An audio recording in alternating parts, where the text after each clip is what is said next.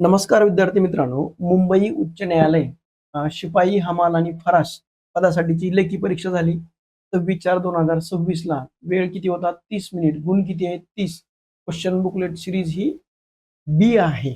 आता लक्षात ठेवा की आपण याची उत्तरं पण पाहू आणि त्याचं विथ एक्सप्लेनेशन पण पाहूया. आता लक्षात ठेवा की भारतीय राज्यघटना केव्हा अंमलात आली? तर ती 26 जानेवारी 1950 ला. कारण भारतीय राज्यघटना 26 जानेवारी 1950 रोजी अंमलात आली. या दिवसाला आपण काय म्हणतोय? प्रजासत्ताक दिन म्हणून साजरा केला जातो. 26 नोव्हेंबर 1949 ला ही घटना ही स्वीकारलेली आहे. आता दुसरं आहे की सर्वोच्च न्यायालयातील न्यायाधीशाच्या सेवानिवृत्तीचं वय किती वर्षाचं असतं? तर 65 वर्षाचं असतं. भारतातील सर्वोच्च न्यायालयाच्या न्यायाधीशाची वयाची 65 वर्ष पूर्ण होईपर्यंत पदावर राहू शकतात. सर्वोच्च न्यायालयाच्या न्यायाधीशाची मंजूर संख्या किती आहे? तर ती आहे 34.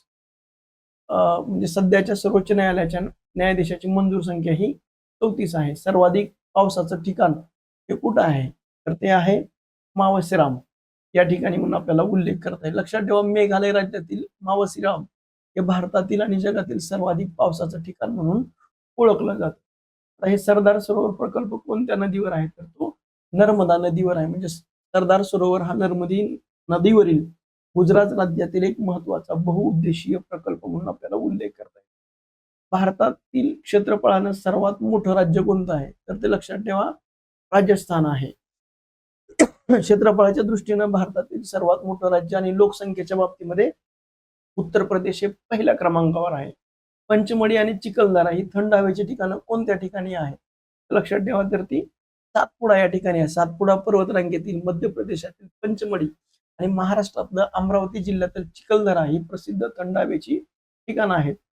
भारताची राष्ट्रीय भाषा कोणती आहे? तर ती कोणती आहे? हिंदी आहे. म्हणजे हिंदी ही भारताची अधिकृत राजभाषा आहे. कलम 343 नुसार भारतीय संविधानानं कोणत्याही एका भाषेला राष्ट्रीय भाषा म्हणून घोषित केलेलं नाही.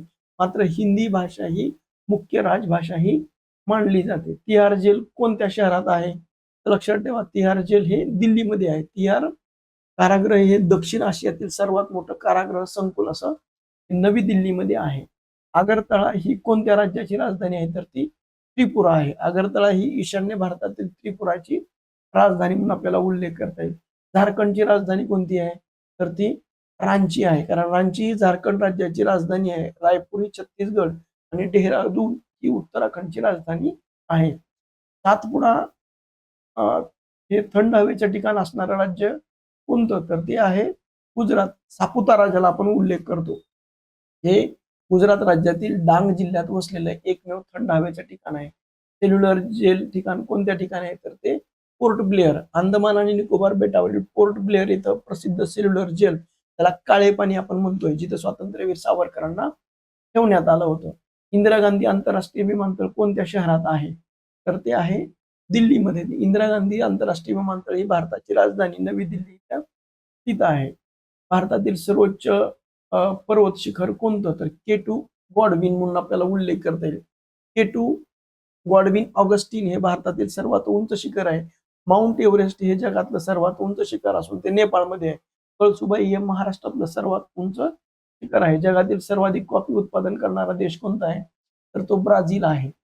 कारण जगातलं कॉफीचं उत्पादन हे ब्राझीलमध्ये होतं. त्याच्यानंतर ऑस्ट्रेलियाची राजकीय राजधानी कोणती आहे? कॅनबरो आहे. कारण कॅनबरो ही ऑस्ट्रेलियाची अधिकृत राजधानी आहे. सिडनी हे तेथील सर्वात मोठं शहर म्हणून आपल्याला उल्लेख करता येईल. भारताचा पहिला अवकाशवीर कोण आहे? राकेश शर्मा म्हणून आपल्याला उल्लेख करता येईल. कारण 1984 मध्ये सोव्हिएत युनियनच्या मोहिमेद्वारे राकेश शर्मा हे अंतराळात जाणारे पहिले भारतीय म्हणून उल्लेख करता येईल. जगातील सर्वात लांब नदी कोणती आहे? तर ती नाईल आहे. नाईल ही जगातली सर्वात लांब नदी मानली जाते. कारण अमेझॉन ही जगातली सर्वात मोठी पाण्याच्या प्रवाहाच्या दृष्टीनं आहे. परंतु सर्वात लांब नदी ही नाईल आहे. भारत-पाकिस्तान या देशादरम्यान कोणती सीमारेषा आहे? तर भारत आणि पाकिस्तान यांच्या सीमेदरम्यान रेड क्लिफ लाईन असं म्हटलं जातं. जी मॅकमोहन लाईन ही भारत आणि चीन दरम्यान आहे. वाळवंटातील जहाज असं कोणत्या प्राण्याला म्हटलं जातं? तर ते उंटाला म्हटलं जातं. कारण वाळवंटात प्रवास करण्यासाठी, मोठे ओझे वाहण्यासाठी उंटाचा उपयोग केला जातो. म्हणून वाळवंटातील जहाज असं म्हटलं जातं. आता लक्षात ठेवा, की अष्टप्रधान मंडळ कोणाच्या शासनाच्या काळात होतं? तर ते छत्रपती शिवाजी महाराजांच्या काळामध्ये होतं. छत्रपती शिवाजी महाराजांनी स्वराज्याच्या राज्यकारभारासाठी 8 मंत्र्याचं अष्टप्रधान मंडळ हे स्थापन केलं होतं. पंजाबमधील शीख राज्याचा संस्थापक कोण आहे? तर ते राजा रणजित सिंह यांनी पंजाबमध्ये शीख राज्याची स्थापना केली. महात्मा गांधींनी महाराष्ट्रात कोठे आश्रम स्थापन केला? तर तो सेवाग्राम या ठिकाणी स्थापन केला होता. वर्धा या ठिकाणी स्थापन केलाय. चले जाव आंदोलनाचं नेतृत्व कोणी केलं? तर महात्मा गांधींनी केलं.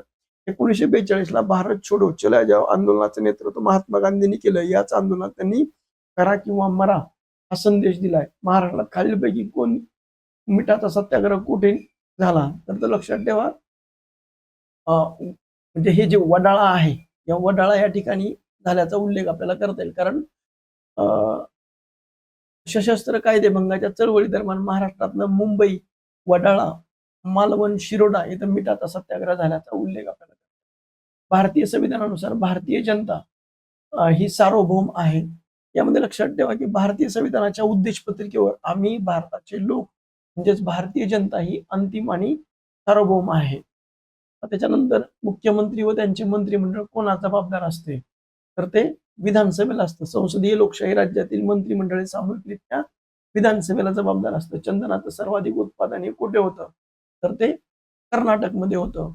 आणि नेक्स्ट आहे हिराकूड धरण हे कोणत्या नदीवर आहे? तर ते महानदीवर आहे. ओडिसा राज्यातील हिराकूड धरण हे महानदीवर आधार बांधलेलं असून ते जगातलं सर्वात लांब मातीचं धरण आहे. विद्यार्थी मित्रांनो, तुम्हाला जर हा व्हिडिओ आवडला तर तुम्ही लाईक करा, शेअर करा आणि सबस्क्राईब करायला विसरू नका. Thank you.